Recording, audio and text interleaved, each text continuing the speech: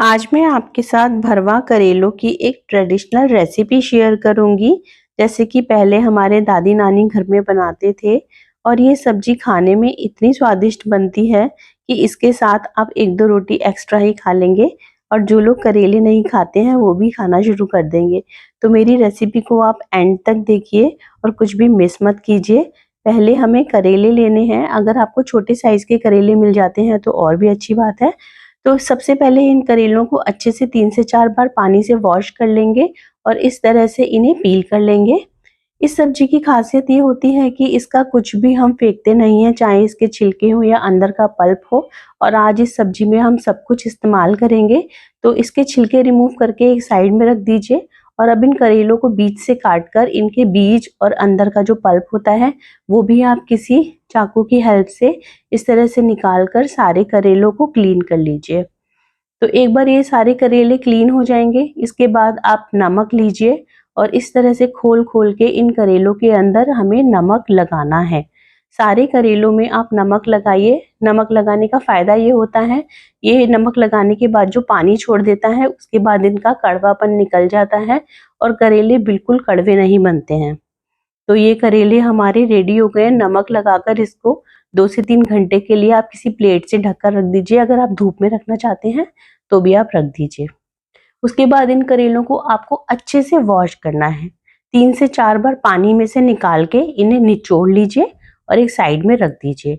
और अब इनका जो छिलका और अंदर का पल्प था उसे हम किसी ब्लेंडर जार में डालकर ग्राइंड कर लेंगे।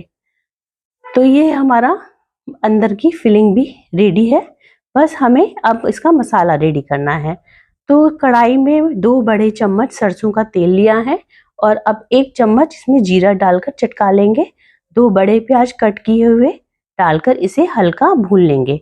2 से 3 हरी मिर्च लीजिए और उसे पतला पतला काट कर इस तरह से प्याज के साथ ही भून लेंगे। मसालों में आप 1 चम्मच हल्दी पाउडर, 1 चम्मच लाल मिर्ची पाउडर डालेंगे और इसके साथ ही जो हमने ग्राइंड किया था करेलों का छिलका उसे हम इसमें डालकर भून लेंगे। तो ये भून गया है और अब इसके बाद हम कुछ मसाले और डालेंगे, जिसमें हम डालेंगे 1 बड़ा चम्मच धनिया पाउडर, आमचूर पाउडर और नमक। आमचूर पाउडर आप जरूर डालिए, इससे एक बहुत ही टैंगी टेस्ट आता है करेलों में, जो कि खाने में बहुत ही स्वादिष्ट लगता है। तो ये फिलिंग हमारी रेडी हो गई है और अब इसे साइड में रख के ठंडा कर लेंगे। और ये हमने जो पानी में से करेले निकाल कर निचोड़ कर धो लिए थे, अब उन्हें खोलकर हम फिलिंग को इस तरह से भर देंगे और इसके ऊपर एक आप धागा लगा दीजिए। इस तरह से धागा बांध देंगे तो ये फिलिंग हमारी निकलेगी नहीं बनाते टाइम। तो बस इस तरह से आप सारे करेलों को भरकर रेडी कर लीजिए और अब बस हमें इन्हें पकाना है थोड़ी देर के लिए। तो फिर से एक पैन में आप 1 बड़ा चम्मच सरसों का तेल डाल लीजिए और अब एक एक करके सारे करेले हम इसमें डालकर भून लेंगे। करेले खाने में जितने स्वादिष्ट होते हैं, हेल्थ के लिए भी ये बहुत ही अच्छे होते हैं।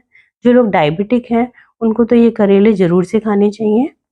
तो इस तरह से हम करेलों को डालकर इस पैन में थोड़ी देर के लिए भून लेंगे।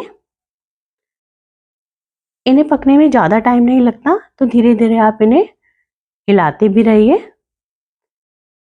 तो 7 से 8 मिनट के लिए मैंने इन्हें पकाया है और जो फिलिंग इसकी करेलों की बच गई थी वो भी मैंने इनके साथ ही डालकर इसी में ही इनको भून लिया है। तो थोड़ी देर इनको पकाने के बाद आप किसी ढक्कन से इसे आप ढक भी सकते हैं। ढककर आप पका लेंगे थोड़ी देर, 5 से 7 मिनट के लिए ढककर पकाएंगे और अब बस ये बिल्कुल रेडी हो गए हैं। तो इन्हें आप सर्व कर लीजिए।